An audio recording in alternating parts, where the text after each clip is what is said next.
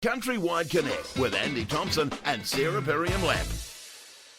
Hi there and welcome to this week's Dairy Panel. I'm Anne Lee, Senior Journalist at Countrywide Media, and today with me I have a 2026 Nuffield Scholar with me, Jared Clarke. How are you, Jared? Great, thanks Anne. Thanks for having me. Great to have you on. You are based in Canterbury here. You are a dairy farmer. You and your wife, Victoria, 1,000 cows on 344 hectares. So thank you very much for making time for us because it's a very busy time of the year. Yeah, there's plenty happening. We'll be halfway calved today, so that's always a nice thing to have done. And it's a great time of year. It's good weather and can't complain. Yeah. Yeah, fast and furious. It has been good weather, so that's wonderful. You'll be knee-deep in calves and plenty going on the farm. One of the things that you've been doing, though, for the past few months, several months now, is travelling around the world and finding out about some fantastic information, mostly to do with energy, but all sorts of things. Can you tell us a little bit about your Nuffield Scholarship, what the kind of topic is, and what kind of prompted you to have a go at this?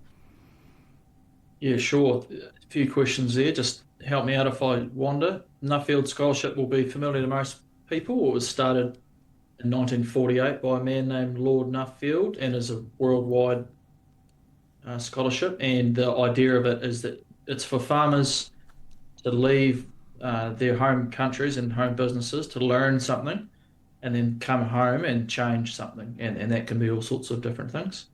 And my topic is energy. So my research question would be something like, could New Zealand import less energy? And that's making the assumption that's a good idea. And if we could import less energy, how would we go about doing that? Yeah. Yeah, I think I've been looking at your LinkedIn pages, and for anybody who wants to have a little bit of a peek into Jared's journey, definitely connect with him there because you've been posting some great stuff. I'm just interested in what drew you to that topic, Jared, because I see on your LinkedIn post you've got some really interesting stats with what you do on the farm. You've already got some solar, 0.2 hectares of solar, and you can just about, or you can be, a net exporter of electricity. So it just about covers what you're doing, and you can export a little. What drew you to this topic? Yeah, good question. So I started researching solar panels about probably 2 years ago to the day, actually, and sort of captured my imagination straight away. I had all sorts of grand plans of things that I was going to do and didn't do any of those grand plans after finding out a lot more information, and instead installed a modest solar array next to our cowshed 18 months ago, and then 6 months ago we expanded that, included a battery. And yeah, once I started learning about energy, I was somewhat obsessed with it, and I still am. It's a big topic. Sort of, I used to think money made the world go round, and now I think energy makes the world go round, and the money is just used to pay for the energy. And so that's some fun farming facts that might be interesting for people. Our farm produces about 2 litres of milk for every square metre that we own, for context for people, in a year. And we are now somewhat self-sufficient in electricity. We are a net exporter across an annual period.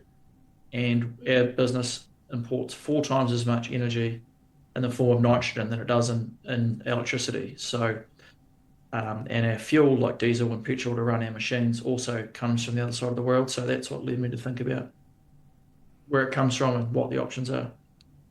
Yeah, and it's become such a big topic, hasn't it, this year, with security in terms of energy, fuel in particular for New Zealand, with the things going on in the Northern Hemisphere. Also, though, you talk about energy and it's a kind of a broader aspect than just electricity. You're talking there like your nitrogen, importing nitrogen, and that's an energy source. Tell us a little bit more about kind of the wider aspects of what the energy is that you're talking about. Yeah, cool. So I probably try and think about energy in 3 buckets. So electricity is what everybody always wants to talk about, and everyone wants to talk about solar panels, and that's a form of electricity generation. So electricity, 1, fuel, 2, and then fertilizer, 3. And when I'm talking about fertilizer, I'm specifically talking about nitrogen fertilizer. Nitrogen fertilizer is nitrogen from the atmosphere, which is essentially unlimited, plus incredible amounts of energy to turn it into a urea or sustain or the other name, sorry, I'm forgetting, that you'd hold on your hand. Um, Nitrogen is quite, uh, can be polarizing in New Zealand, and there's good reason for that. Some stats for you in the world is that nitrogen provides half the world's calories. And if we as the globe stopped applying nitrogen tomorrow, in 18 months, we could either feed half of the people all of the calories or all of the people half of the calories. And I don't see either of those things going very well. No, absolutely not. You went on 2 parts to this study tour. Nuffield scholarships are fabulous study tours. You got to do the first part. You go as a group and you have some of that study organised for you, the visits. In the second half, you organise that yourself. And I thought we could start with that, just to find out where you went, first of all. Where did you go first and what did you look at first? This is on my personal travel. Yeah. So Victoria came with me for 2 weeks, which was great. We went mostly to Spain and then a couple of days just outside of Paris, visiting the Nuffield Scholar there, and then a couple of days England. My wife went home and I spent another week in England, a week in Scotland, a week in Ireland, and about 10 days in the States, looking at lots of energy things, lots of different businesses, and all sorts of things you wouldn't expect. So I went to Dyson Farming in England, which is a very innovative business, and ate strawberries that have been picked by a robot, and looked at these strawberries that most farming's 2D, so the sun comes down and warms things up. So they farm strawberries 3D, so there's like a rotating drum that spins around, and they can have a stocking rate 2 to 3 times that you can in 2D farming. And there was a Scottish guy running that, and he ate his body weight in strawberries as he was showing me around. And I ate half my body weight in strawberries as we went around. And anyway, it's amazing the places you get to go and the people you get to meet and look at these incredible businesses doing interesting things. Yeah. So when you talk about the energy sources that some of these companies and farms that you visited use, what did you find most interesting? What was different or new that you hadn't seen before? Great question. So in all of Europe, especially in the UK, there's lots of AD plants, so anaerobic digesters. There's a lot of support from the government for those. And also it's really cold, basically, in the UK in the winter, and people need to heat their houses, and mostly that's with gas, and there's gas networks under the country, basically.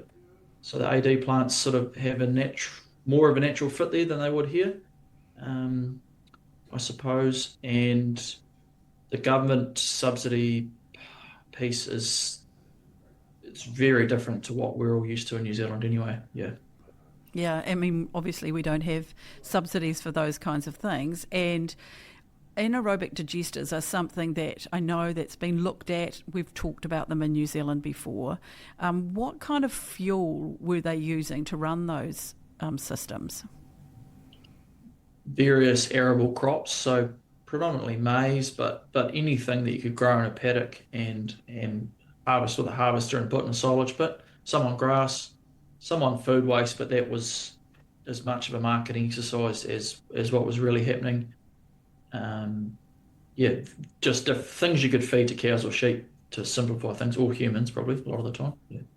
Yeah, that's interesting, isn't it? Because that was one of the big debates a few decades ago with food sources being then diverted to energy, so that then interfered with the whole marketplace in terms of food and fuel and how that worked. And I know in New Zealand we've looked at a few crops and things to grow, to put into digesters like that, things like miscanthus and crops like that. And there's also talk of using, wood from slash, that kind of thing, to try and find another energy source.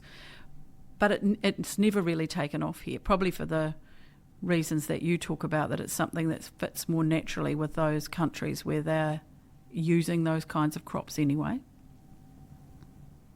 Yeah, and I guess everyone will have a different view on what the government should and shouldn't do, but you can see that the government's more incentivized to keep people warm when it's very cold outside, like it is in England, than they are to worry quite as much when it's not quite as cold in the winter like it is in New Zealand. So, and the AD plants can feed straight into the gas networks that we don't have here, and we would not likely ever build. I don't imagine. Yeah.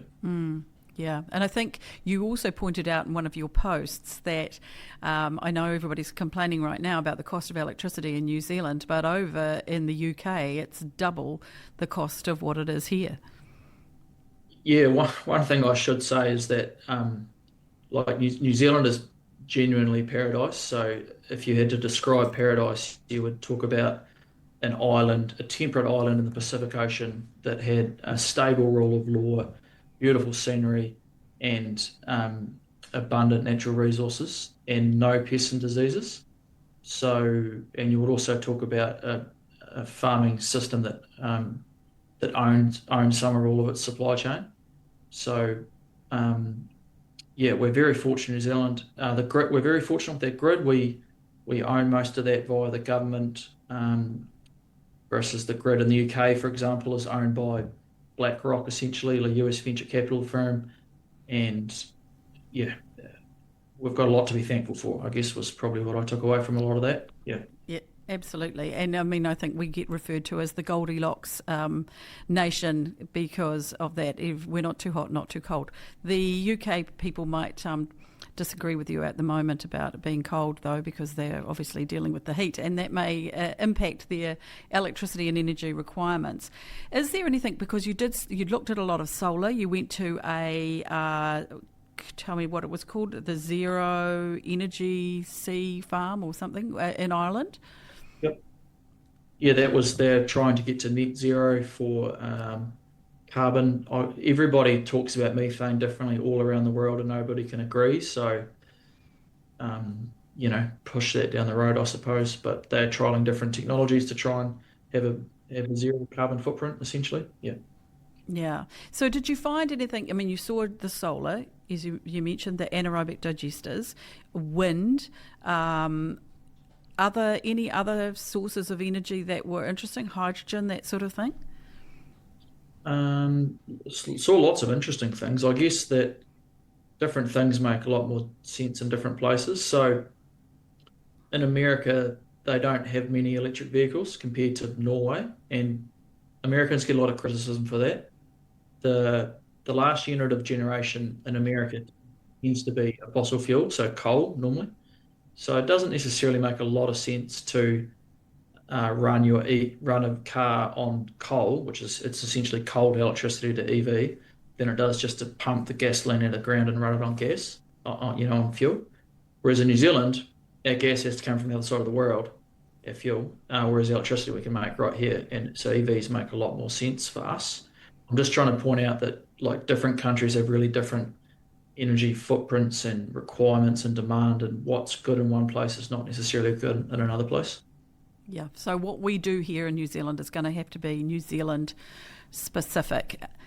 We're going to be really interested to read your Nuffield report, Jared, which will, I think you have to have that done sometime by March, early next year. So can't wait to see your kind of conclusions about this. It's such a big topic. Yeah, it is a big topic. It's really interesting, and the great thing is everybody's got strong views on it, so they're happy to share them with me, which I always enjoy. Yeah. We look forward to it. Thanks so much for that, Jared. We'll catch you next time. Thank you very much. Countrywide Connect with Andy Thompson and Sarah Perriam Lapp.